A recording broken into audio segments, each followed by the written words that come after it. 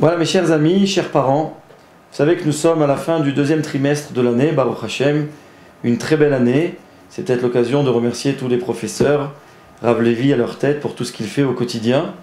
Mais en cette veille de Pessah, ou plus exactement en cette veille de vacances de Pessah, j'avais senti utile de vous redire, en tout cas à l'oral, quelques petits points importants à mon sens, d'ailleurs qu'on a envoyés avec les bulletins des enfants, les théoudotes, le jour où on les a distribués, donc par écrit. Mais j'aimerais vous redire à l'oral quelques points. Vous savez qu'il est dit au nom de nos Chachamim qu'un homme se reconnaît sur 3 points. Ce qui s'appelle dans le langage des Chachamim, koso, son verre, kiso, sa poche, kaaso, sa colère. Ce qui veut dire que quand un homme boit plus que d'ordinaire, alors des fois il ne sait plus ce qu'il fait, mais c'est là qu'on juge véritablement la personne. Quand un homme, dans sa façon dont il est capable de donner ou de ne pas donner, on voit un petit peu son niveau de Emouna, son niveau de Chesed, et c'est aussi une façon de juger cette personne, si besoin est. Et enfin, quand un homme se met en colère, combien de fois avons-nous vu des gens qui piquent une crise de colère et puis ils sortent de leur gond littéralement, et malheureusement, ça nous donne un tout autre jugement sur ces personnes. Donc les Chachamim nous ont dit, s'il y a bien 3 dimensions dans lesquelles l'homme peut se reconnaître, c'est son verre, sa poche et sa colère. Kos, kis, kaas. Évidemment, il y a ici un jeu de mots, puisque les mots se sonnent un petit peu de la même façon. Mais à mon sens, il y a quelque chose de plus profond.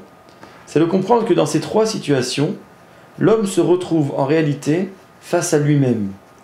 Quand on a trop bu, on ne fait plus du tout cas de ce qui se passe autour de nous. Ça ne nous intéresse plus du tout le jugement des autres. On est nous avec nous-mêmes. Quand on doit prendre une décision de donner ou pas et de plonger sa main dans son portefeuille, c'est nous et notre conscience. On ne sait pas qu'est-ce que l'autre va penser et au fond ça ne nous intéresse pas vraiment. Quand on se met en colère, on voit rouge comme on dit en français, c'est-à-dire qu'en fait on ne voit plus rien. On voit que nous et peut-être notre honneur qui a été piqué ou peu importe la cause de cette crise de nerfs, et puis on oublie tout et on se retrouve seul encore une fois face à soi-même et on se comporte comme on se comporte. En fait, les Chachamim ont voulu ici nous enseigner un point très important. C'est de se dire que parfois, il y a des situations où l'homme est détaché de la société. Il est seul. Il n'est plus dans une routine avec des habitudes et il doit être capable d'être à la hauteur. Je pense que quand nos élèves partent en vacances, Baruch Hashem, après de longs mois de scolarité, d'études, avec tellement d'expériences positives, avec un rythme scolaire, c'est-à-dire en termes d'études et en termes d'horaire aussi. Il y a un horaire qui doit être respecté, il y a une discipline de classe qui doit être respectée, toutes ces occasions qui font que, en fait, l'enfant est conditionné avec des limites et avec des règles. Et voilà que du jour au lendemain, il se retrouve en congé, en vacances. Il n'y a plus d'horaire, il n'y a plus de discipline, en tout cas d'école. Et qu'est-ce qu'on dit ? On dit à l'enfant, attention, tu dois continuer. Tu dois continuer quoi ? Voilà à mon sens, chers parents, ce que j'aimerais vous dire. On doit veiller à ce que tout ce qui a été fait pendant tous ces mois, et puis au fond toutes ces années précédentes, dans le cadre de l'école, se conserve. Il faut faire en sorte que toutes ces constructions de la personnalité de l'enfant, quelle que soit sa classe, donc son âge, soient préservées. Et qu'on continue à l'accompagner, à l'encourager. Évidemment, on a besoin de moments de détente. On a besoin de relâchement. Mais jamais sans limite, premièrement. Et les parents ont ici un grand rôle à jouer. Et voilà pourquoi dans ce mot qu'on a fait circuler aux parents, je ne sais pas s'il a été suffisamment bien lu, et voilà pourquoi je choisis de le dire aussi par ce moyen vidéo.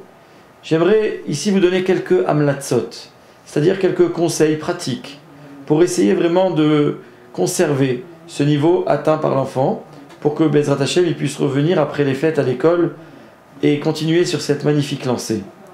C'est de se dire que l'un des temps privilégiés dans le rapport parent-enfant, peut-être plus particulièrement le père et fils, c'est le moment de la tfila. Tous les matins, un père sort de la maison avec son talit et cette tfiline sous le bras, il va au Beth Knesset prier, et son enfant ne le voit pas toujours.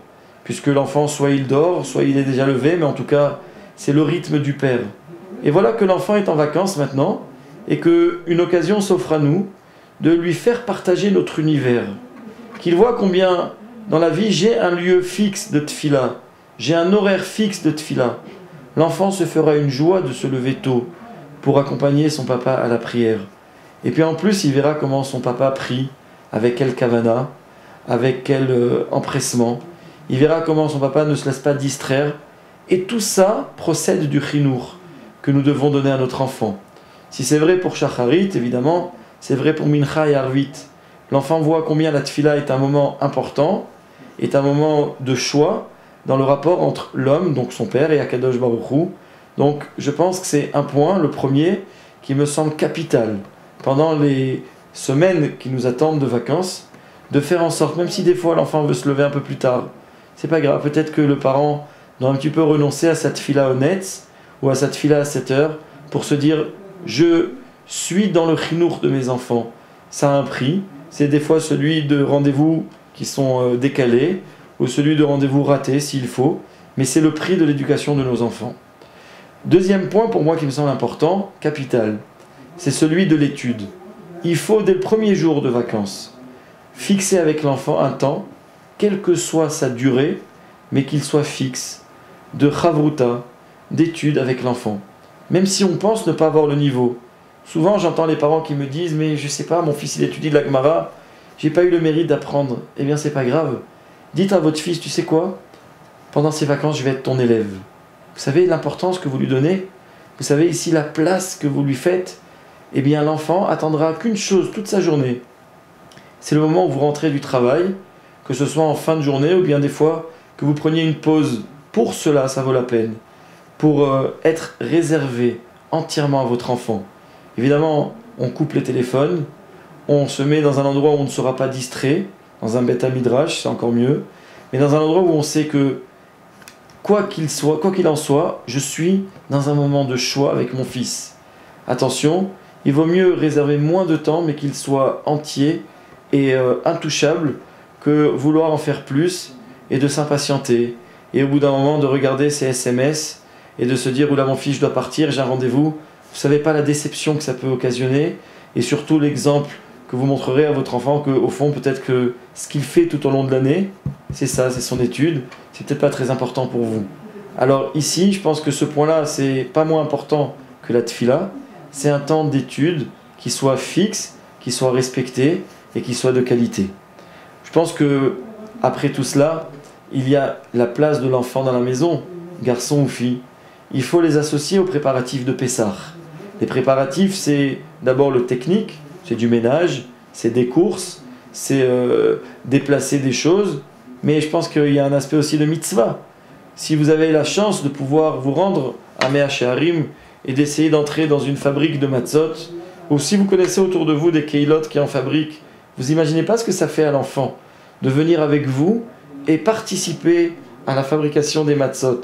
Il en parlera toute l'année suivante. Et puis il n'y a pas que ça, il y a la cachérisation de la cuisine. Vous savez ce que c'est quand l'enfant il voit qu'on ébouillante nos éviers, ou qu'on ébouillante notre marbre, ou qu'on fait ci ou cela. C'est une expérience partagée.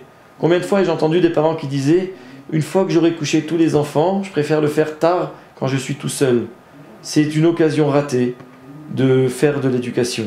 C'est une occasion ratée parce qu'effectivement, on rêve que d'une chose, c'est d'avoir la paix en vacances. Combien de fois on entend des parents qui nous disent « Ah, si seulement il pouvait y avoir moins de congés ».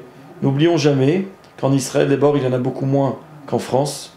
On a tous les dimanches classe, on a très peu de vacances pour Pessah ou Sukkot, on ne sait pas ce que c'est les 2 semaines en décembre ou en février. Donc ces moments qui sont concentrés, Baruch Hashem, pendant les périodes de fête, doivent être utilisés à bon escient et essayer d'en tirer un maximum. Donc ici, quand on est dans la cachérisation de la cuisine, quand on est dans la Ga'alat Kelim, quand on va ébouillanter, qu'on peut faire ça sur les places de Baït Vegan, si vous êtes à Baït Vegan, ou bien que vous soyez dans n'importe quel quartier, ça se fait partout, prenez vos enfants avec vous, faites-les participer à tout cela, et c'est une chance extraordinaire, une expérience pour eux qui n'a pas d'égal. Enfin, j'aimerais aussi parler de l'importance qu'au-delà de tous ces moments de prière, d'études et de partage d'expériences ou de tâches ménagères, Il faut savoir que l'enfant, il va avoir besoin aussi, et c'est important pour lui, de ces moments libres. Il va avoir besoin d'aller faire des courses, ou d'aller se promener, ou d'aller jouer. Il faut que l'enfant sache, qu'il sente que ses parents sont tout le temps derrière lui. C'est pas ici une idée d'étouffer l'enfant, chas v'shalom. L'enfant a besoin de sa marge de manœuvre. Mais il faut que l'enfant sache que vous savez ce qu'il fait, et que vous savez où il va et avec qui il va. Mais ça, il faut lui demander, avec beaucoup d'honnêteté, qu'il vous le dise, parce que l'enfant, ça le rassure, et ça lui met des limites, des barrières, ça lui fait son cadre dans lequel il va se mouvoir, et c'est pas moins important, en tout cas surtout dans un temps de vacances, où il y a forcément plus de temps de liberté. Je pense que c'est inutile de rappeler ici que Internet ou les films, c'est un danger qu'on en a tellement de fois parlé, et tellement de fois on a entendu les parents d'accord avec nous, et pourtant, combien de fois on entend des parents qui disent « il n'y a pas mieux que de mettre un dessin animé aux enfants pour avoir du calme, pour avoir la paix ». Un dessin animé, c'est la garantie d'avoir 1 heure, 1 heure et demie, ou je ne sais pas combien de temps ça dure, de silence. Peut-être qu'il faut un petit peu leur donner ces temps de détente, mais pas que les enfants sentent que c'est la fuite ou que c'est le refuge pour avoir un petit peu de paix aux enfants, parce que vous savez, aux parents, parce qu'ils sauront très bien s'en servir. Ils seront insupportables pour obtenir ce qu'ils veulent. Et en fait, il faut essayer de trouver d'autres stratagèmes, d'autres façons de faire pour avoir du calme. Et puis au fond, les vacances, disons-nous le bien, c'est pas un moment pour avoir du calme. C'est pas un moment pour se retrouver entre père et mère. C'est un moment pour se retrouver en famille. Et c'est un moment pour pas subir, chas v'shalom, mais au contraire bien le vivre, la vitalité qu'Hachem les protège de nos enfants.